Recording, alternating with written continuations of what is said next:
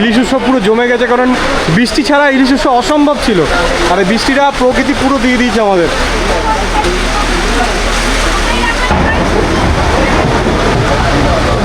বন্ধুরা, চোখের সামনে পুরো আমার এই এই এই পয়েন্টটাতে আমরা ছিলাম, এই পয়েন্টটাতে আমরা দাঁড়িয়ে ছিলাম ওই বোটের সামনে।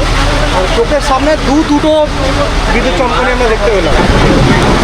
দেখুন আবার মানে পড়ছে, দেখুন চারিদিকটা দেখুন খতরনাক লেভেলে বিদ্যুৎ চমকাচ্ছে। বন্ধুরা, যত তাড়াতাড়ি সম্ভব আমরা এখান থেকে যাওয়ার চেষ্টা করছি। চোখের সামনে মানুষ এতটা ভয় পেয়েছে, 3 বিদ্যুৎ চমকেছে, চোখের সামনে পড়েছে আমাদের। এটা কি বৃষ্টি হচ্ছে মুষলধারে। তার থেকে ভয় হচ্ছে এখন আমরা আবার পঞ্চমুখী যে নদীটা আছে সেটা ক্রস করব। আর সেটা ক্রস করাটা আমার বোঝে বিশাল চ্যালেঞ্জিং, কারণ এই সময় একটা হাওয়া দিচ্ছে, বৃষ্টি হচ্ছে, আর তারপরে নৌকা যদি এরকম দুলায় তাহলে তো অবস্থা কেরাসিন হয়ে যাবে। জানি না কী হবে, চলুন দেখি, যেটা হবে আপনার সঙ্গে শেয়ার করবো পুরোটাই।